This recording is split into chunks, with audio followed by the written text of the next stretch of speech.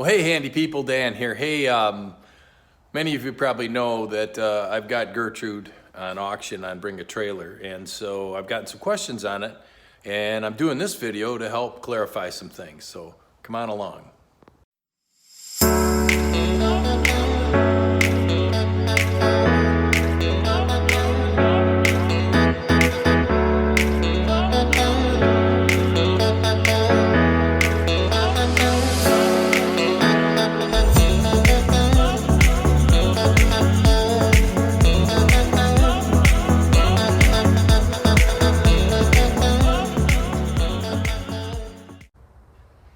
Well, overall, the paint looks really nice. There are some flaws, and I'll show you those now. We'll start up here in the very front corner. And I'm glad I got to ask these questions, because you don't think of all these things. There's a little bit here where it was a little light on the base coat, so there's a little light spot there. Some of the primer more or less showing through, but it is all clear coated. Also, if you'll note on the hood, you'll see some bumping. There's some little bubbling here and there on the hood, and in some spots there's more than others. I'll try and get them in so you can see them. I think what I did wrong was when I painted it, and you can see them there, it looks really bad, but when you don't catch it right in the light, it's hard to see, because the color's good and the clear is good. But the bubbling is there. This hood was in very rough shape when I sourced it, and because the car didn't have a flat hood when I got it. But I spent hours and hours prepping it. I thought I'd done everything right, but the one thing I probably didn't do right was how I applied the sealer and what stage. And I think I've had some shrinking, and so there's like small divots. Now, I don't know, I think probably the easiest thing would be to repaint the hood, but I never did. I live with it. It's not perfect. It is a 1983, so, but some of the hood got scratched here. I had a little chip there. I went to a shop and had some work done, and came back a little worse for wear. But now there's some ghosting on this side, and it's really hard to see. And I'm sorry, I'm in the garage, but it's snowing, and I'm not going to take Gertrude out in the snow. I don't know as you can see it, but it's basically the base coat ghosting. There's some slight striping, and I've got another photo I'll add for that. Up here, up in the rain channel, I got some chipping or cracking. Now, to give you an idea of size, it's pretty small. So there's that.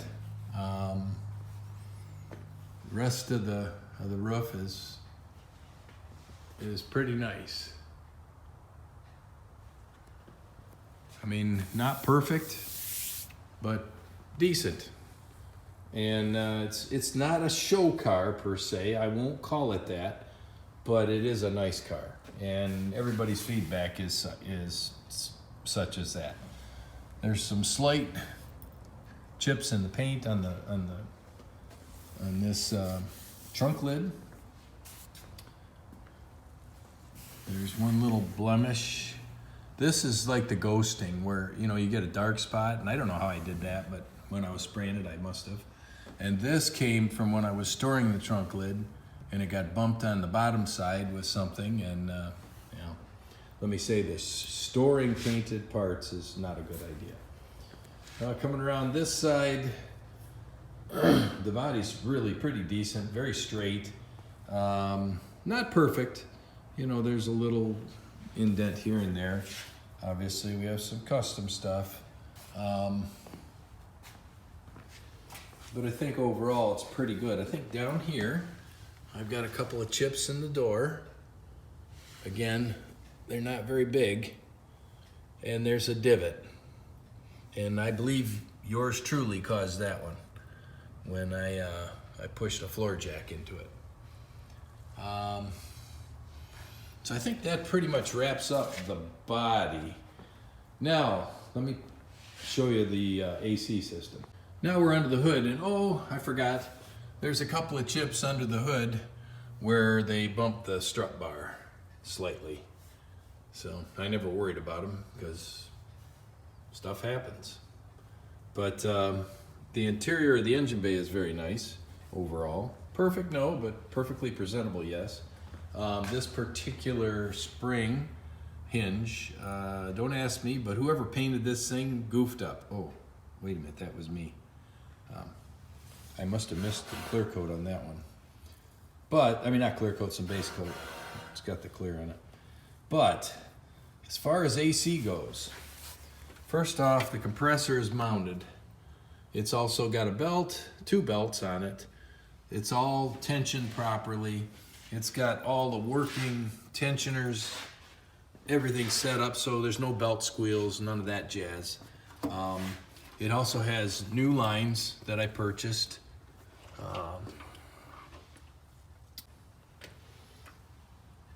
The AC compressor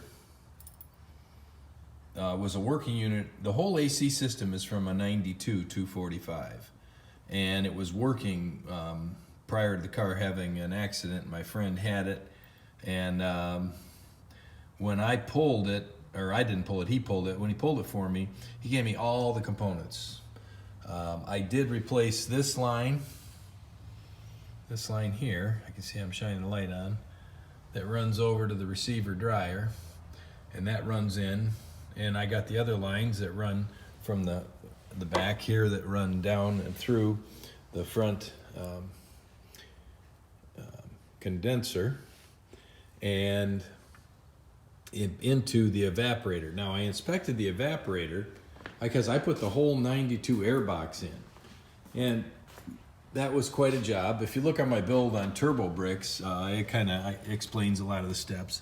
I even had to replace this plate, this firewall plate, so it would match up and work, and that was a bit of work. But all the hard, heavy lifting is done. The AC box, the heater core, and by the way, the question was asked, was the heater core replaced? Yes, it was. The 83 heater core was replaced with a 92 one, and that 92 one I inspected before I put it in, and it looked very, very good to me. And I cleaned it out, and I put new hoses on it, and you know, I'm confident it's not leaking, and I'm confident it's going to be good for the long haul. That's why I put it in that way.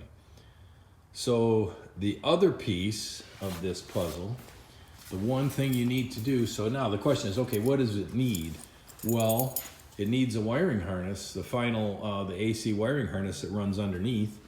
And that's not that hard if you get the car up in the air. I work under, under it on jack stands, and it runs along the body and plugs in numerous spots. And I've got that wiring harness that was pulled from that same car, and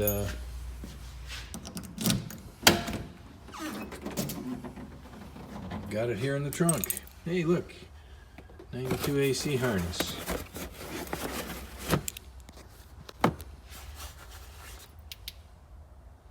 You can see it's all there. It's in pretty darn good shape. And that would be the next step, is install the harness. And then you would go and read up on what a 134A conversion is to a 92, which is very doable. And you add the correct oil to the AC compressor, and then the correct 134A refrigerant, and I think you're off to the races. Because it's got that brand new receiver dryer and the new hoses. I think you're gonna, it's gonna be relatively simple. Now that said, whenever I work on restoring cars, it's never fully simple. Just, what should be simple seems to always be harder than I think. So I'm an optimist, I admit it. But hopefully that helps answer the questions that were asked. And, I'll say this,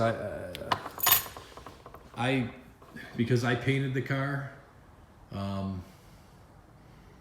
had some feelings that, I may be too critical on myself. Part of it drives me crazy to have to say this is wrong, that's wrong. But as I drive it and people see it, they look at the totality of the car, and they look at, you know, what it is as a whole, and as a whole, it's pretty darn nice. So hopefully that answers questions. Is it perfect? Absolutely not. Is it nice? Yeah. Oh yeah. Well, thanks for watching, and thanks for asking, and yeah, wish me luck. Oh, also, I don't know if I mentioned, but that perfect dash that's underneath this blue velour dash pad, the blue velour dash pad comes with it as well. I don't know if I mentioned that in the sale or not, but to keep your perfect dash perfect, there's a little velour dash pad, just a little nice piece that, you know, goes well with the car. And, you know, I just leave it on there as a matter of course because we don't want UV rays getting on it. So, oh, and you're looking through a nice, clear, fresh window with the later, I think it was a 93 style installation. So it's quieter and seals perfectly. Had that done by some friends of mine that own a window and glass company, and they do all my Volvos, and they're Volvo people. So, all right, thank you again, and appreciate your questions. Keep them coming. Here's a little bit of a photo that kind of shows the horizontal striping of the base coat. It's faint, but it's there. I mean, it's a flaw in the paint. But again, overall, she looks pretty nice. And thanks for watching.